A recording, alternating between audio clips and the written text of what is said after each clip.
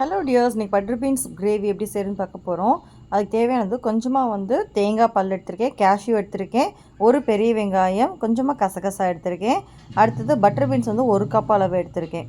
அடுத்து காரத்து தகுந்தாப்புல பச்சை மிளகாய். நான் ஒரு பச்சை மிளகாய் எனக்கு அதுவே காரமாக இருந்தது. உங்களுக்கு வேணும்னா எக்ஸ்ட்ரா கூட ஆட் பண்ணிக்கிங்க. இது எல்லாத்தையும் மிக்ஸி ஜாரில் அரைச்சி ஃபைன் பேஸ்ட்டாக ஆக்க போகிறோம். நம்ம இப்போ வெங்காயத்தை மட்டும் விட்டுருங்க அரைக்கிறதுக்கு.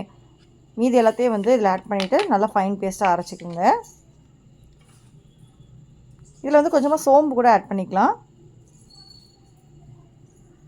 குக்கரில் நம்ம இப்போ ஆயில் ஆட் பண்ணிக்கிங்க. ஆயில் கொஞ்சம் சேர்த்து ஆட் பண்ணிக்கிங்க, அப்போ தான் நல்லாயிருக்கும்.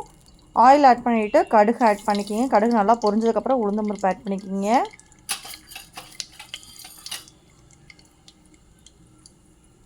உளுந்து நல்லா கோல்டன் ப்ரௌன் ஆனதுக்கப்புறம் பெரிய வெங்காயம் கட் பண்ணதை ஆட் பண்ணிக்கிங்க. கருவேப்பிலை கொஞ்சமாக ஆட் பண்ணிக்கிங்க. இது நல்லா சுருளை வதங்கணும். டிரான்ஸ்பரண்ட்டாக வரைக்கும் வதக்கிக்கிங்க. தேவையான உப்பு ஆட் பண்ணிக்கோங்க கண்டிப்பாக. அடுத்து அரைச்ச பேஸ்ட் ஆட் பண்ணிவிட்டு நல்லா பச்சை வாசனை போகிற வரைக்கும் ஃபுல்லாக நம்ம வதக்கணும். ட்ரை ஆகும். மீடியம் ஃப்ளேமில் வச்சு நல்லா வதக்குங்க. கொஞ்சமாக மஞ்சள் ஆட் பண்ணிட்டு பட்டர் பீன்ஸ் ஆட் பண்ணிட்டு நல்லா பரட்டி விட்டுக்குங்க. ஒரு 5 நிமிஷம் நல்லா இந்த மாதிரி பரட்டிகிட்டே இருங்க. அடுத்து கொஞ்சமாக தண்ணி ஆட் பண்ணிக்கோங்க. தண்ணி ஆட் பண்ணிவிட்டு குக்கரை மூடி போட்டுருங்க.